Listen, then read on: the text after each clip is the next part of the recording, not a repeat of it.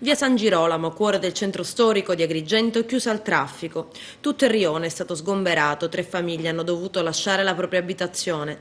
Nel quartiere è stata interrotta l'erogazione dell'acqua. Questo dopo il cedimento di un ipogeo sotto la palazzina del Civico 121 proprio in via San Girolamo che ha provocato una notevole crepa sulla facciata della casa. Il fatto risale a più di una settimana fa, da allora i tecnici lavorano alacremente per mettere in sicurezza l'area, trovare le cause del crollo, se è dovuto al vuoto sotto la casa dato dall'ipogeo o a delle perdite d'acqua e quantificare l'eventuale pericolo. Tutte le abitazioni sgomberate, ma la proprietaria del Civico 121 oggi voleva ritornare a casa propria per fare le pulizie. Scende un attimo. Grazie. No,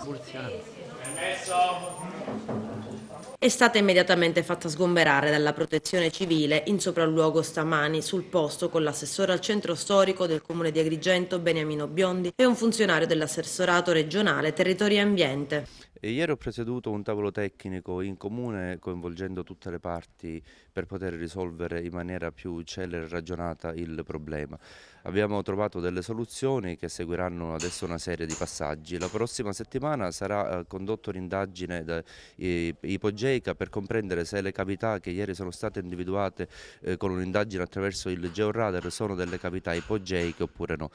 Questa è la precondizione per poter in futuro consentire la riapertura della strada sia al traffico, certamente al traffico pedonale, ci auguriamo anche al traffico veicolare.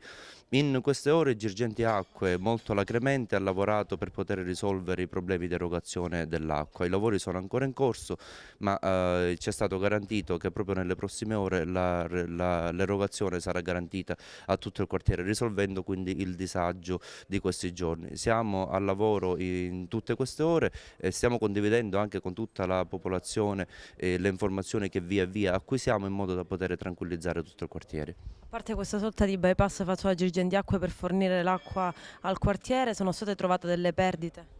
Sì, sono state trovate alcune perdite, ma ci sono ancora delle verifiche in corso e quindi devono essere accertate alcune situazioni. La cosa che ci interessa ovviamente è la tutela dell'incolumità delle persone, primariamente. E la messa in sicurezza temporanea dell'immobile è già stata effettuata e questo ci consentirà appunto di poter andare avanti con ulteriori indagini. I prossimi passi sono che l'attenzione verso il centro storico di Agrigento è sentita dall'assessore e dai direttori, perché stiamo completando il finanziamento di un intervento di monitoraggio e verifica degli ipogei su larga scala, su tutto il centro storico.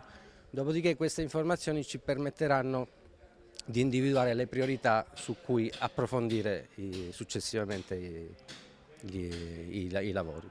Preoccupati gli abitanti del quartiere che da tempo avevano notato delle avvisaglie. Giustamente il pericolo c'è ed è costante e lo possono sapere solo le persone che vi transitano e le persone in particolar modo degli edifici confinanti e limitrofi che ne stanno subendo le conseguenze. Questo pericolo potrebbe trasmettersi anche agli edifici confinanti e a tutt'oggi si sconosce effettivamente l'entità delle cavità che si sono prodotte al di sotto del pavimento stradale. I segnali ce ne sono state tante, sono state trascurate nel tempo. Cosa è successo? Ciò che ha fatto traboccare il vaso, qual è stato?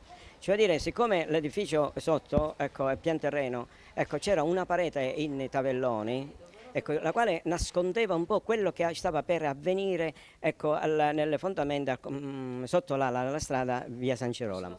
Ecco perché da quando un geologo ha scavato lì, ha prodotto questa fessura, si è accorto del danno. Dopodiché è stata abbattuta l'intera parete di tavelloni forati che siano e quindi da lì poi si è capita la gravità della situazione.